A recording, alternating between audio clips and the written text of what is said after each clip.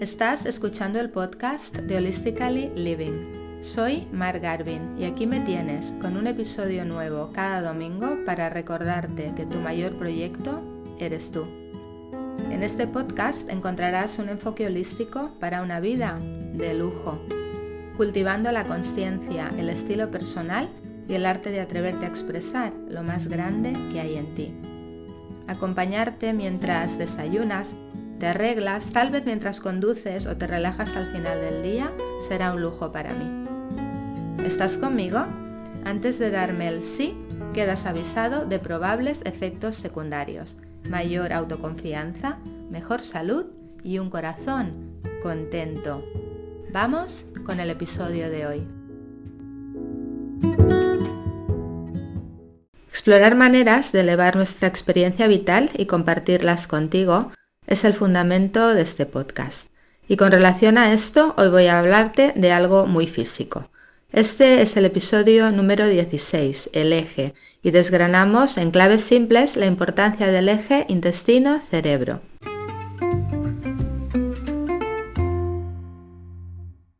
La ciencia explica cada vez con más exactitud la base fisiológica de la psicología, lo cual me resulta fascinante y además reafirma mis convicciones.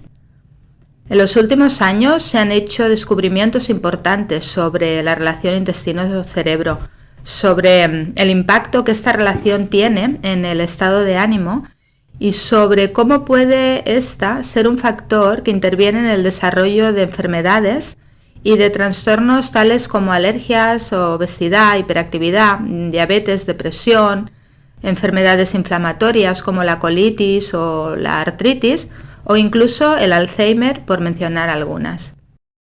¿Y cuál es la relación de nuestro intestino con nuestro estado de ánimo? Pues para empezar, hay más de 100 millones de neuronas en la pared del intestino, que además de apoyar la digestión, producen neurotransmisores y hormonas, es decir, igual que el cerebro. Sin duda has oído hablar de la serotonina. La serotonina es un neurotransmisor que participa, por ejemplo, en el proceso de hambre-saciedad, en la motilidad intestinal y en el ciclo sueño-vigilia. Además, este neurotransmisor se encarga de mantener el estado de ánimo estable y cuando está desregulado causa depresión. Pues bien, resulta que el 10% de serotonina se produce en el cerebro, pero el 90% restante se produce precisamente en el intestino. Una desregulación de los niveles de serotonina es un factor que causa síndrome de colon irritable. Por eso es muy común que las personas con síndrome de colon irritable presenten síntomas de depresión y viceversa, que los pacientes con depresión tengan problemas digestivos. Actualmente se utilizan los inhibidores selectivos de captación de serotonina, que son los componentes típicos en los antidepresivos.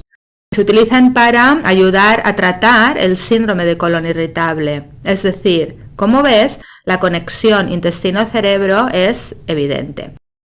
Todos hemos experimentado alguna vez molestias en el estómago cuando estamos nerviosos o que se nos cierra si estamos disgustados, ¿no?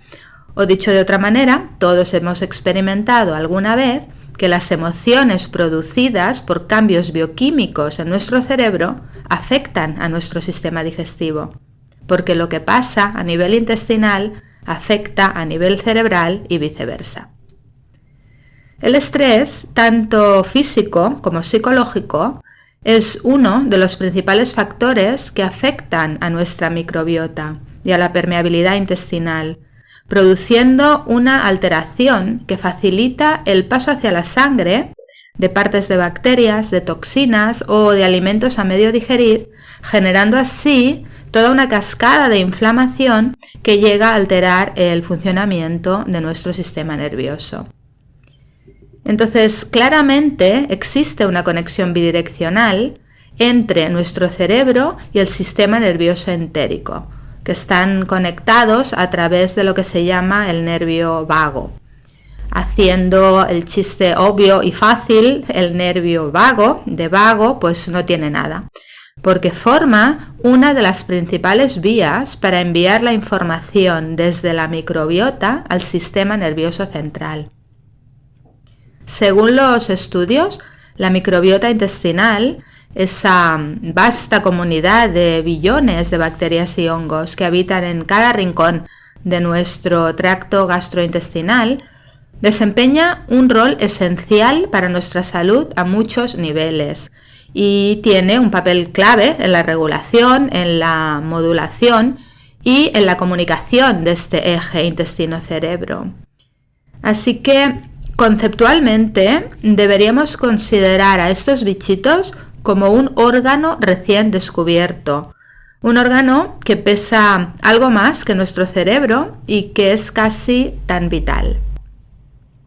La composición de nuestra microbiota puede estar relacionada con nuestro estado de ánimo, con nuestras conductas e incluso con nuestra personalidad.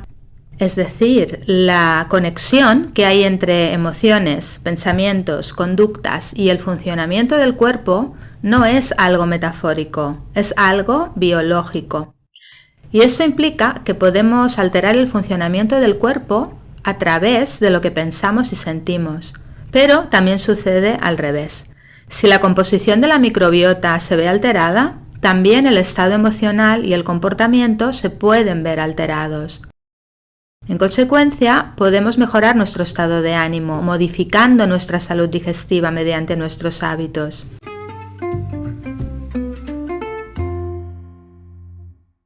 El cuidado de nuestra microbiota se reduce a dos principios básicos: exponerte a muchas bacterias nuevas y comer alimentos que ayuden a tus bacterias. Vamos a repasar 9 formas basadas en la ciencia de mejorar tu microbiota y por tanto tu estado de ánimo.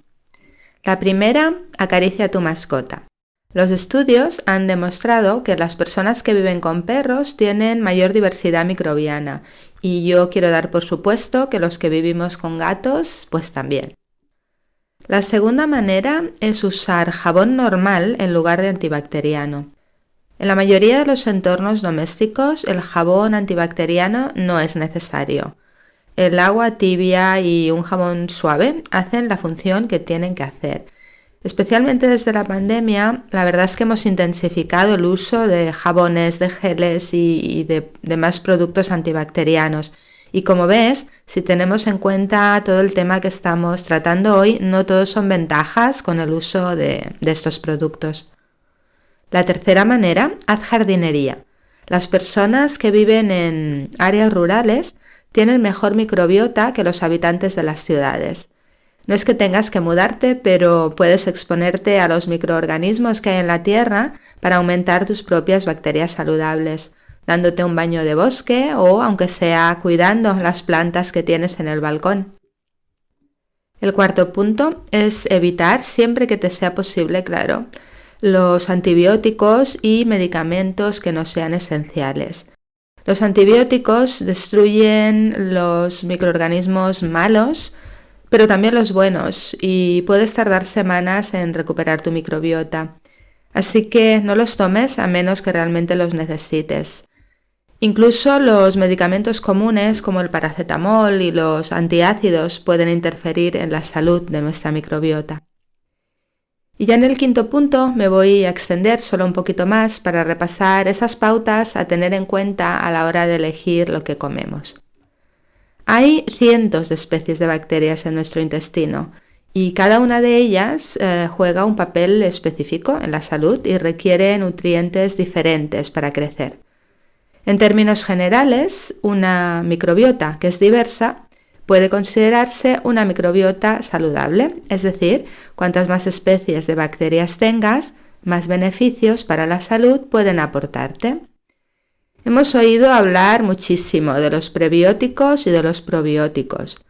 Los probióticos son alimentos que promueven el crecimiento de bacterias beneficiosas en el intestino. Son principalmente fibra o carbohidratos complejos que las células humanas no pueden digerir. En cambio, ciertas especies de bacterias en nuestro intestino los descomponen y los usan, digamos, como combustible. Las frutas, las verduras, las legumbres y los cereales integrales contienen esa fibra, y algunos, como la avena, contienen también betaglucano, un tipo de fibra soluble que también se encuentra en las algas y en las setas. Estos carbohidratos no se absorben en el intestino delgado y en cambio sí que llegan al intestino grueso para promover el crecimiento de esas bacterias beneficiosas que sí que nos interesan. Sin embargo, ten en cuenta también que algunas investigaciones muestran que los granos que contienen gluten, como el trigo, la cebada y el centeno, pueden afectar negativamente la salud intestinal al aumentar la permeabilidad y la inflamación en algunas personas.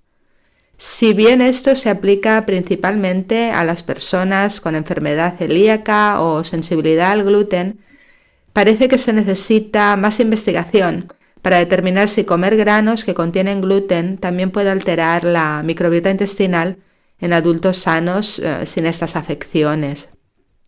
También es interesante consumir probióticos, incluyendo alimentos fermentados en nuestro menú. Los alimentos fermentados pueden beneficiar a la microbiota porque mejoran su función y reducen la abundancia de bacterias que causan enfermedades en los intestinos. La fermentación es ese proceso en el que los azúcares que contienen ciertos alimentos son descompuestos por levaduras o bacterias, y algunos ejemplos de alimentos fermentados a incluir son el yogur y el kéfir, también el kimchi y el chucrut, la sopa de miso, el tempe, el té kombucha o el vinagre de manzana para aliñar tus ensaladas.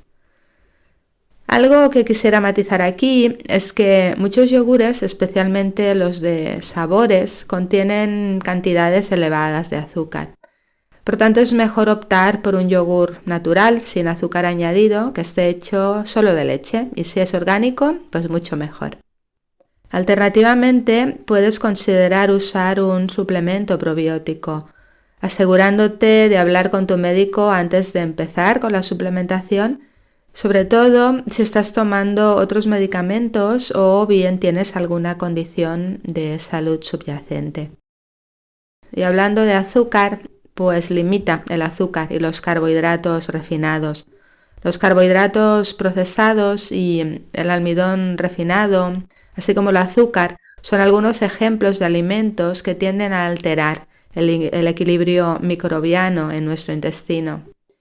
Y evita también los edulcorantes artificiales, como el aspartamo, la sucralosa y la sacarina, porque tenemos la idea de que no engordan, de que a lo mejor no suben el índice glicémico, pero alteran el metabolismo de los microbios y reducen la diversidad intestinal.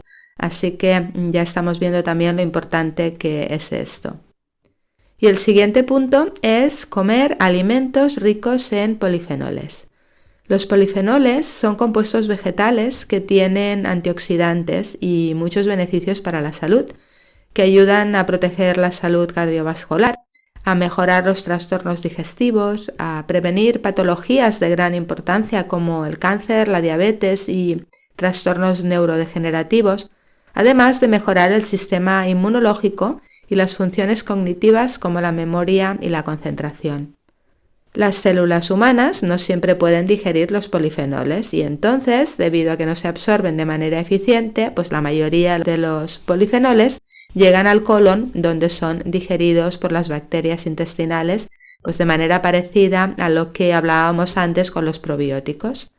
Algunos ejemplos de alimentos ricos en polifenoles y que suelen ya formar parte de nuestro consumo habitual son el aceite de oliva, el cacao, la piel de la uva y el vino tinto, el té verde, las fresas, los arándanos, las moras, o sea, lo que llamamos frutas del bosque, y muchos frutos secos como las avellanas, las nueces y las almendras. El séptimo punto es que si vas a ser mamá y te es posible, amamantes a tu bebé durante al menos 6 meses. La lactancia materna ayuda a los bebés a desarrollar una microbiota saludable y a protegerlo contra ciertas condiciones de salud más adelante. Durante los primeros 2 años de vida, la microbiota de un bebé se desarrolla continuamente y es rica en bifidobacterias beneficiosas que pueden digerir los azúcares y que se encuentran en la leche materna. Muchos estudios han demostrado que los bebés alimentados con leche de fórmula tienen un microbioma alterado con menos bifidobacterias que los bebés que son amamantados. Además, la lactancia materna también se asocia con tasas más bajas de alergias, de obesidad y otras afecciones de salud que pueden deberse a diferencias en la microbiota intestinal. Y la última manera que vamos a ver hoy para mimar nuestra microbiota es practicar la meditación o cualquier otra técnica de relajación o actividad que te sirva para manejar el estrés. Recuerda que la relación intestino-cerebro es bidireccional y que por tanto se trata de buscar un equilibrio no solo a través de lo que comemos, sino mediante un cuidado holístico de lo que somos. Además, siempre desde el disfrutar, que no desde el abusar, acabo de darte la excusa perfecta para tomarte un chocolate o una copita de vino. Si tienes interés especial en leer en más profundidad sobre este tema, te dejo los enlaces para que puedas acceder a los estudios que fundamentan lo compartido en el podcast de hoy. ¡Feliz domingo y a tu salud!